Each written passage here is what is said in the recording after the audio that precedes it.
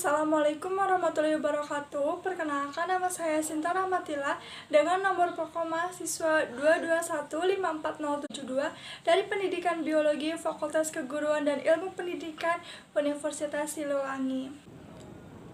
Di sini saya akan menjelaskan mengenai isi artikel saya, yaitu pengaruh daun katuk atau Sauropus androgynus terhadap peningkatan produksi ASI pada ibu menyusui. Sebelum saya membahas lebih lanjut mengenai daun katuk, saya akan membahas terlebih dahulu mengenai ASI itu apa sih? ASI atau air susu ibu merupakan air susu yang diproduksi oleh manusia untuk dikonsumsi bayi dan merupakan sumber gizi utama bayi yang belum dapat mencerna makanan padat. Adapun ibu menyusui adalah suatu proses yang dilakukan oleh seorang ibu untuk menghidupi bayinya dari lahir sampai dengan bayi tersebut lepas ASI dengan memberikan makanan berbentuk ASI atau air susu ibu kepada bayinya. Nah, tadi disinggung mengenai ASI dan ibu menyusui. Sedangkan ASI eksklusif itu apa sih? ASI eksklusif didefinisikan sebagai pemberian ASI tanpa suplemen makanan maupun minuman lain kecuali obat. ASI eksklusif berperan penting dalam kesehatan bayi. Bayi membutuhkan ASI untuk tumbuh dan berkembang, untuk melindungi dari berbagai penyakit infeksi dan penyakit kronis lainnya. Bahkan berdasarkan data WHO tahun 2020, hanya sekitar 44% bayi usia 0-6 bulan yang mendapatkan ASI eksklusif di dunia. Padahal, pemberian ASI eksklusif pada bayi yang belum dapat memproduksi makanan padat sangatlah penting bagi tumbuh kembangnya. Ada beberapa faktor yang membuat seorang ibu tidak memberikan ASI-nya. Salah satu faktor yang sering dialami yaitu sedikitnya produksi ASI dan tidak lancarnya, bahkan kualitas ASI yang tidak baik menyebabkan seorang ibu berpikir tidak akan mendapatkan ASI yang baik dan menggantikannya dengan susu formula. Hal yang dapat dilakukan untuk menolong ibu yang memiliki produksi ASI yang kurang adalah mencoba menemukan faktor yang mempengaruhinya, seperti faktor obat-obatan atau ramuan dari tumbuh-tumbuhan. Salah satu tumbuhan yang secara tradisional dipakai untuk memperbanyak dan melancarkan ASI adalah daun katuk.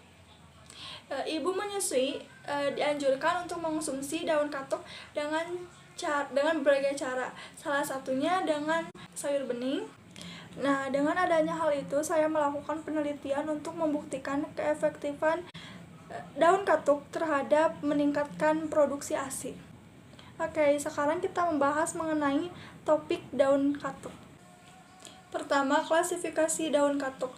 Katuk atau Sauropus androgynus merupakan tanaman perdu dengan tinggi bisa mencapai 2-5 meter, batangnya berkayu, bulat, tegak, dan daun mudanya berwarna hijau. Daunnya termasuk majemuk, berbentuk bulat telur, ujungnya runcing. Daun katuk adalah daun dari tanaman Sauropus androgynus dengan famili Euphorbiaceae. Dapat dilihat tanaman katuknya. Katuk memiliki nama yang berbeda di masing-masing daerah, seperti menata di Melayu, simani di Minangkabau, katuk di Sunda, kebing dan katukan di Jawa, kerakur di Madura. Daun katuk tumbuh di berbagai daerah di India, Malaysia, dan Indonesia. Di Indonesia itu sendiri tumbuh di daratan dengan ketinggian 0-2100 meter di atas permukaan laut. Tanaman ini berbentuk perdu dengan cabang-cabang agak lunak dan terbagi daun tersusun selang-seling pada satu tangkai berbentuk lonjong sampai bundar dengan panjang 2,5 cm dan lebar 1,25-3 cm. Tanaman katuk dapat diperbanyak dengan stek dari batang yang sudah berkayu, panjang kurang lebih 20 cm disemaikan terlebih dahulu. Katuk mempunyai taksonomi sebagai berikut: divisi Spermatophyta, anak divisi Angiospermae, kelas Dicotyledonae, bangsa Graniales, suku Euphorbiaceae, anak suku Phyllantoideae, marga Sauropus, jenis Sauropus androgynus. Katuk mengandung senyawa steroid dan senyawa polifenol yang berkhasiat. Katuk juga kaya akan protein, kalium, fosfor, zat besi, vitamin A, B1, dan vitamin C.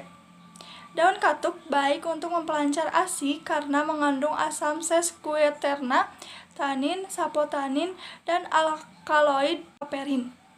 Kandungan alkaloid dan sterol dari daun katuk dapat meningkatkan produksi ASI menjadi lebih banyak karena dapat meningkatkan metabolisme glukosa untuk sintesis laktosa sehingga produksi ASI meningkat.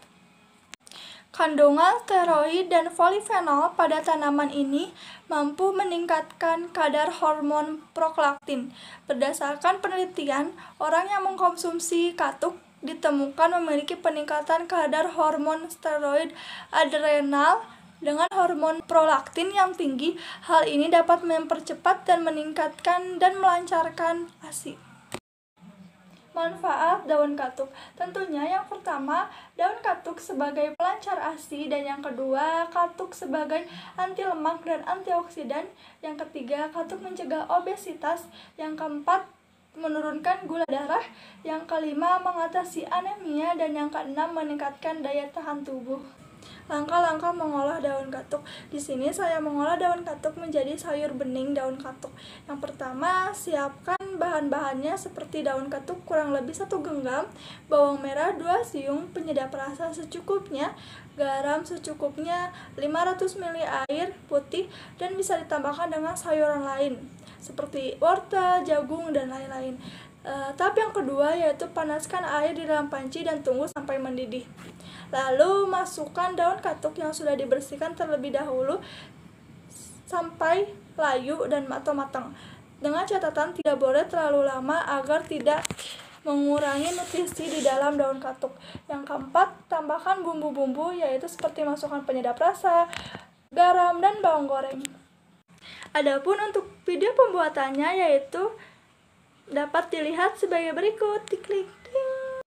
Assalamualaikum warahmatullahi wabarakatuh. Perkenalkan, nama saya Sinta Rahmatila dengan nomor pokok mahasiswa 221-54072 dari Pendidikan Biologi Fakultas Keguruan dan Ilmu Pendidikan Universitas Siliwangi. Di sini saya akan mengolah daun katuk menjadi sayur agar dapat dimakan. Oke, langsung saja ke cara pembuatannya. Pertama-tama, petik terlebih dahulu daun katuknya karena yang digunakan untuk membuat sayur hanya daun katuknya saja. Lalu, panaskan air terlebih dahulu. Tahap selanjutnya, sambil menunggu air mendidih, iris bawang merah terlebih dahulu. Setelah air mendidih, masukkan daun katuk ke dalam panci yang berisikan air yang sudah mendidih. Lalu, masukkan penyedap rasa secukupnya. Tahap yang terakhir yaitu memasukkan bawang goreng. Tiriskan terlebih dahulu sayur daun katuknya sebelum dimasukkan ke dalam mangkok. Dan selamat mencoba! Pembahasan selanjutnya yaitu mengenai metode penelitian, analisis, dan hasil serta pembahasan. Adapun metode penelitian yang saya ambil yaitu penelitian perbandingan, baik secara perbandingan kualitatif maupun perbandingan kuantitatif. Perbandingan kualitatif yaitu dengan melakukan pendekatan melalui wawancara yang disajikan dalam data deskriptif. Sedangkan perbandingan kuantitatif yaitu pengumpulan data. Pada metode ini tuh berbentuk angka yang bisa ditambahkan ke dalam kategori dalam urutan peringkat, kemudian diukur dalam satuan pengukurannya. Jenis data tersebut bisa dipakai guna membuat grafik serta tabel. Rancangan penelitian daun katuk pada ibu menyusui yaitu yang pertama dilakukannya perbandingan 1:1. Satu orang yang mengkonsumsi daun katuk selama 4 hari dan satu orang lagi tidak mengkonsumsi daun katuk. 2. Menghitung volume ASI ibu menyusui baik yang mengkonsumsi daun katuk maupun yang tidak mengkonsumsi. Dilihat apakah volumenya tetap bertambah maupun berkurang. 3. Melihat dari kekentalan dan warna ASI pada ibu menyusui yang mengkonsumsi daun katuk dibandingkan dengan sebelum mengkonsumsi sayur bening daun katuk dan setelah mengkonsumsi sayur bening daun katuk. Adapun bagi yang tidak mengkonsumsi daun katuk tetap dilakukan perbandingan dari hari pertama sampai dengan hari keempat. 4. Dilihat dari durasi atau waktu bayi menyusui. Yang pertama, data kenaikan volume ASI. Dapat dilihat dari grafiknya terjadi penaikan dari hari pertama sampai dengan hari keempat. Kenaikan ini dari hasil satu kali pumping. Pada hari pertama sekitar 75 mili, pada hari kedua 90 mili, dan pada hari ketiga 125 mili, serta hari keempat 125 mili. Yang kedua yaitu grafik waktu rata-rata DBF atau direct breast feeding, yaitu menyusui secara langsung. Menurut ibu menyusui yang mengkonsumsi daun katuk, terjadi penurunan waktu menyusui dari yang tadinya rata-rata 30 menitan sampai dengan 15 menit pada hari keempat. Data kekentalan ASI.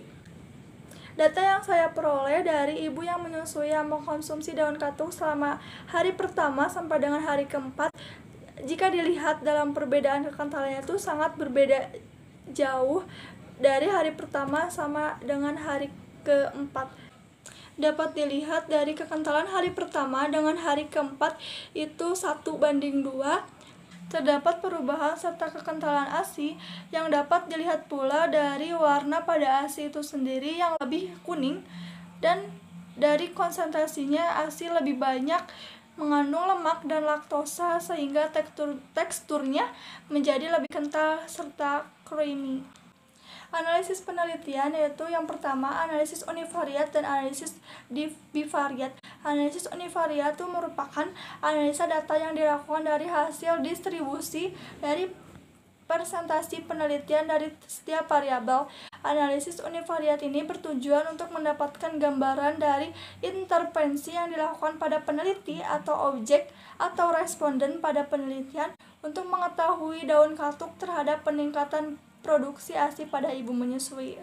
Analisis sebelum diberikan konsumsi sayur bening daun katuk, yaitu diketahui data 75 mili ibu yang akan mengkonsumsi daun katuk dan 90 mili ibu yang tidak mengkonsumsi daun katuk.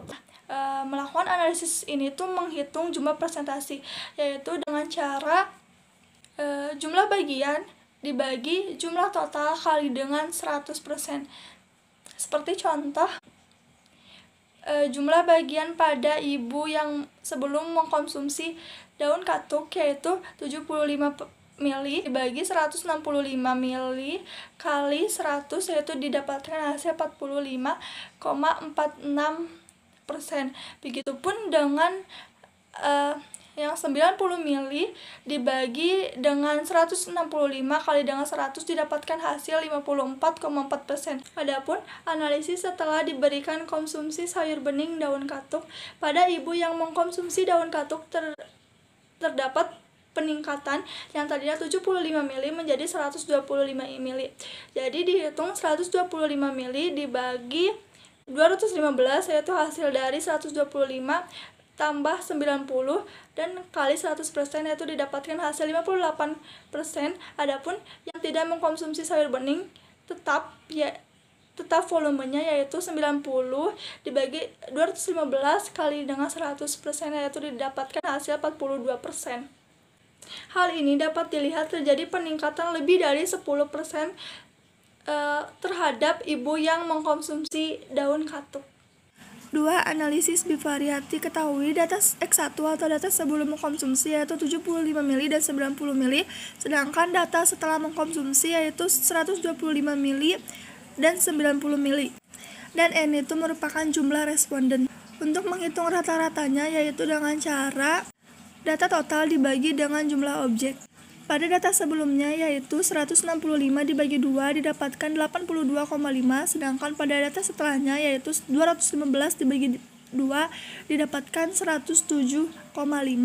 Kesimpulan, penelitian efektivitas daun katuk sebagai meningkatkan volume ASI dengan menggunakan metode perbandingan responden yang mengkonsumsi sayur katuk dengan responden yang tidak mengkonsumsi sayur katuk. Didapatkan hasil produksi ASI sebelum 45,46% dan sesudah 58%. Bagi yang tidak mengkonsumsi sayur katuk terdapat penurunan persentase dari 54,4% menjadi 42% dan memiliki rata-rata 82,5 sebelum dan sesudah 107,5. Hal ini adanya pengaruh konsumsi daun katuk terhadap peningkatan produksi ASI pada ibu menyusui karena daun katuk memiliki kandungan alkaloid dan sterol yang diduga dapat meningkatkan produksi ASI karena meningkatnya metabolisme glukosa melalui sintesis laktasa. Terima kasih atas perhatiannya. Wassalamualaikum warahmatullahi wabarakatuh.